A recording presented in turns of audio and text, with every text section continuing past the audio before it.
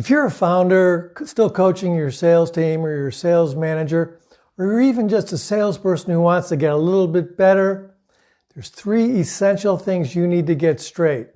And if you're a salesperson, doing these 3 things will put you ahead of 90% of the competition. I guarantee. And they're not tough. As I like to say, sales is simple. It's just not easy. So let's get going, and let me give you the 3 things that I think if you do consistently, you'll make a great living as a salesperson. Or if you're coaching your team, you'll have a really good team. So here they go. Number 1, it's my concept of like, trust, buy. There's certain things that have to follow a natural progression in nature and in life. You have to plant seeds for grass to grow. You have to crawl before you can walk, before you can run. And so it is with buying and selling products and services. Your prospect has to like you before they trust you. Now, the like part, it's like you have to consider going, when you're trying to get prospects and customers, it's like making friends. I can tell you I have customers who've been business friends of mine for decades. So when you cold call on somebody or you call up a customer to talk to them, you have to have the attitude of A, helping them, and B, wanting to be a good friend. How would you want to be treated by one of your friends? How do you normally treat one of your friends that you already have? This is how you want to approach your customers. That's the like part. So if they like you, then perhaps they'll listen to you and they'll trust you. Now, trust is the key ingredient here. Nobody buys from people that they don't trust. If your prospects don't trust you, there is very, very little chance that they're ever going to buy from you. The only exception might be is if your product solves a mission-critical business problem that they're having right away. Other than that, they'll find lots of people who sell what you sell and probably will pay more for it if they don't trust you. So you have to build trust. One of the ways that you can build trust is by doing what you said you would do. This is crucial. This immediately builds trust. And I'll give you an example of some things that I've done that helps build trust in customers.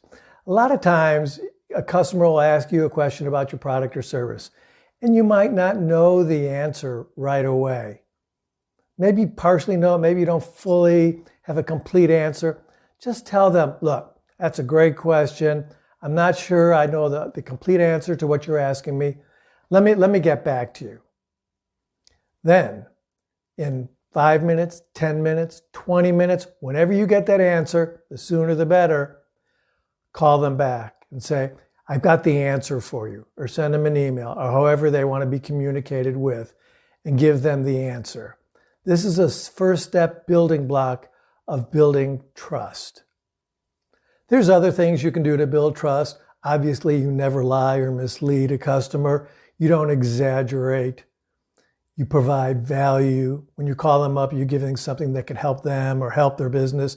So there's a series of things you can do to build trust with your customer. Once you build that trust, then you have a shot of getting them to buy from you. Yeah, I said a shot. It's not guaranteed. But without trust, you're guaranteed that they won't buy from you. So follow this progression. It's essential, and it can't go out of order.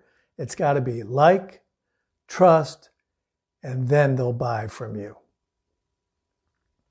The second thing that you can do that will make you a really good salesperson is to ask good, relevant questions. Nobody just wants to hear you pitch your product. You need to diagnose what their issues are before you can start to present what you sell. They don't really care about it until you care about them, right? Help enough people get what they want and you'll get what you want, as Zig Ziglar used to say.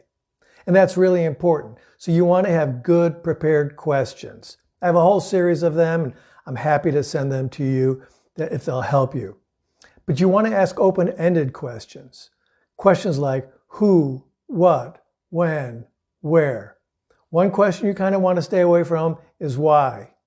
Why is a 4-letter word in sales? And the reason is it puts people on the defensive. Why did you make this decision?